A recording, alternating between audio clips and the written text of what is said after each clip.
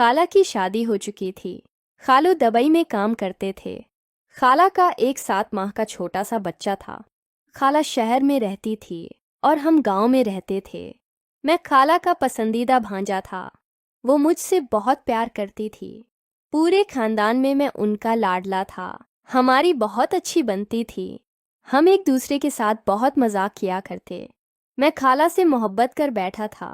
खाला को भी उसका इल्म था, लेकिन मैं इस वक्त 15 साल का था। मेरी उम्र कम थी, इसलिए मैं अपनी मोहब्बत का इजहार न कर सका। लेकिन खाला को मालूम था, वो सब कुछ जानती थी। उसके बावजूद उन्होंने शादी कर ली थी। हालांकि शादी को 3 साल हो चुके थे। अब जाकर खाला को औलाद नसीब हुई। मेरे खालू नहायत दरवीश किस्म के आदमी हैं। यह उन दिनों की बात है जब मैं यूनिवर्सिटी से फारिग हुआ था। मेरी तालीम मुकम्मल हो चुकी थी और मैं घर पर फारिग था। नौकरी की बातचीत चल रही थी, लेकिन अभी कुछ हतमी नहीं हुआ था। एक रात खालों का फ़ोन आया। उन्होंने मेरी उम्मी को बताया कि माया, खाला आज कल बहुत अकेली हो गई है। जैसा कि मैं काम के सिलसिले में दुबई होता हूँ, आप जानते हैं, मुझे आपसे एक मदद चाहिए। मेरी उम्मी के पूछने पर उन्होंने बताया कि घर पर काम करने वाली मुलाजमा ने काम छोड़ दिया है और बच्चे की देखभाल करनी होती है। वो घर का काम तो किसी तरह कर लेती है, लेकिन बाजार से सामान लाने और दूसरी ज़रूरियाती ज़िंदगी के लिए इसे बहुत परेशानी का सामना करना पड़ता है। दूसरी मुलाजमा के लिए कोशिश की है, लेकिन अभी तक कोई बात नहीं बनी। काशिफ चौंकी फारिग है। अगर हो सके तो उसे माया के पास भेज दें। जैसे ही मुलाजिमा का इंतज़ाम हो जाएगा, वो वापस आ जाएगा। मुझे यकीन है कि काशिफ माया और बच्चे का ख्याल रखेगा।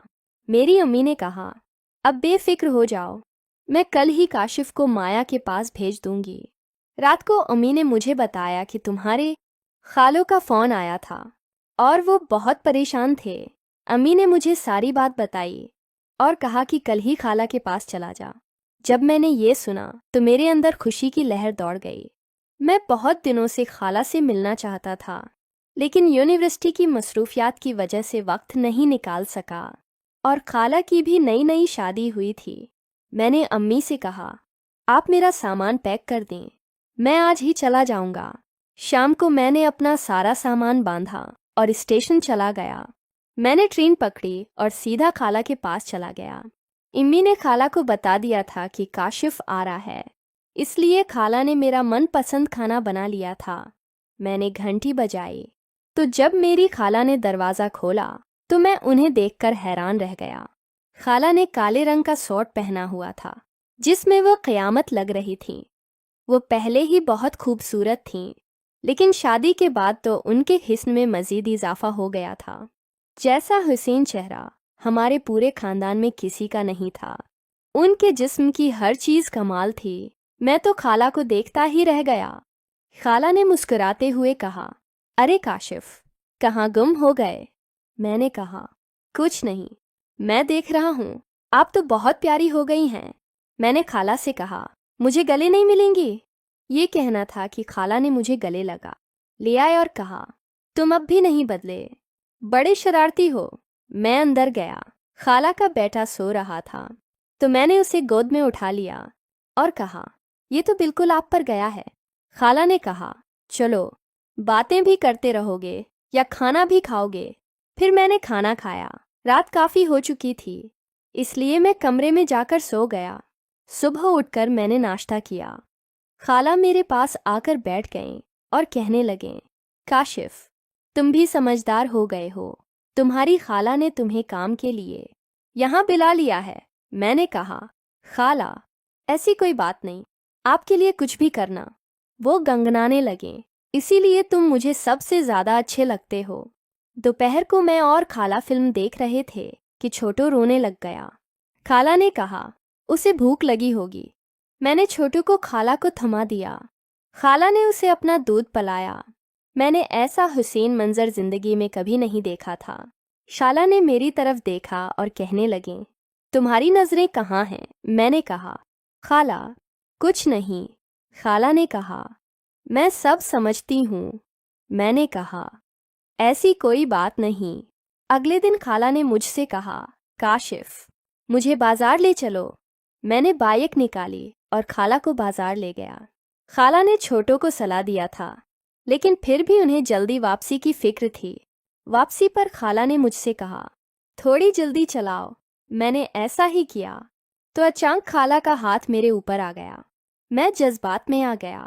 خالہ کو بھی احساس ہو گیا۔ انہوں نے اپنا ہاتھ ہٹا لیا اور کہنے لگیں ارے کاشف معاف کرنا، غلطی سے ہو گیا۔ میں نے کہا خالہ کوئی بات نہیں۔ ہم گھر پہنچ گئے۔ چھوٹو ابھی سو رہا تھا۔ خالہ نے مجھ سے کہا کاشف چھوٹو کا خیال رکھنا، میں نہا لوں۔ میں نے کہا ٹھیک ہے۔ خالہ نہانے چلی گئیں لیکن میرے اندر کچھ اور ہی چل رہا تھا۔ میں نے ضبط کرنے کی کوشش کی لیکن نہ کر سکا۔ میں باتھ روم کے پاس گیا اور چپکے سے روشن دان سے دیکھنے لگا۔ میں دیکھ کر پاگل سا ہو گیا۔ میں نے اپنے ہاتھوں سے خود کو تسکین دی۔ اچانک خالہ کی نظر مجھ پر پڑ گئی۔ میں جلدی سے باہر آیا۔ خالہ نے کپڑے بدلے اور مجھے اپنے کمرے میں بلایا۔ وہ کہنے لگے یہ کیا حرکت تھی؟ میں نے کہا خالہ آپ کو پتہ ہے میں آپ کا دیوانہ ہوں، آپ سب کچھ جانتی ہیں۔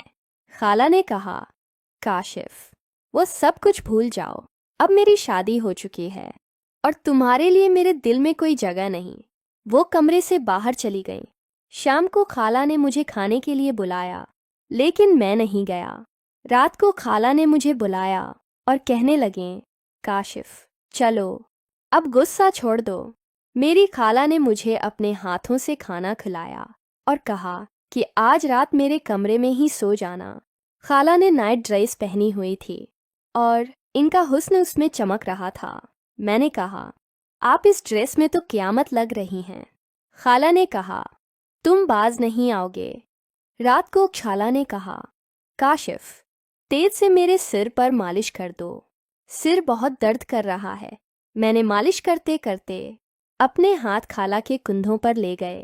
خالہ نے ایک بار روکا لیکن میں نہیں رکھا۔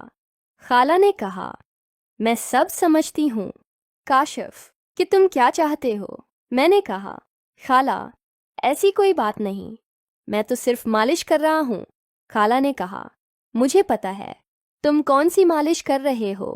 خیر اس بار خالہ نے مجھے منع نہیں کیا۔ میں نے بھی اشارہ سمجھ لیا اور اپنے مقصد کی طرف بڑھتا رہا۔ کچھ دن اسی طرح گزر گئے۔ ایک شام میں اور خالہ چھت پر بیٹھے ہوئے تھے۔ اس دن موسم بہت خوشگوار تھا، بارش ہونے کے امکانات تھے۔ چھوٹو اپنی نیند پوری کر رہا تھا۔ اچانک بارش ہونے لگی۔ بارش بہت تیز ہو رہی تھی۔ خالہ نے میرا ہاتھ پکڑا اور کہنے لگیں آ جاؤ کاشف بارش میں نہاتے ہیں۔ خالہ نے بہت پتلے کپڑے پہن رکھے تھے۔ جب بارش کے قطرے ان پر پڑے تو ان کا حسن مکمل طور پر نمایاں ہو گیا۔ اب میں خالہ کے ساتھ بارش میں بھیگنے لگ گیا۔ جب بارش رکھی تو خالہ کپڑے بدلنے کمرے میں چلی گئیں۔ رات کو خالہ نے تن سلوار پہنی ہوئی تھی اور اوپر سے شریف ڈال لی۔ میں خالہ کے پاس لیٹا ہوا تھا۔ جب رات کے 9 بجے میں نے آہستہ سے خالہ کو سہلانا شروع کر دیا۔ خالہ اٹھ گئیں۔ پہلے تو انہوں نے 2-3 بار ہاتھ پیچھے کیا لیکن پھر خالہ کو بھی مزہ آنے لگا۔ میں نے خالہ کے جسم کے ساتھ کھیلنا شروع کر دیا۔ خالہ نے کہا اب دیکھو کیا ہو رہا ہے۔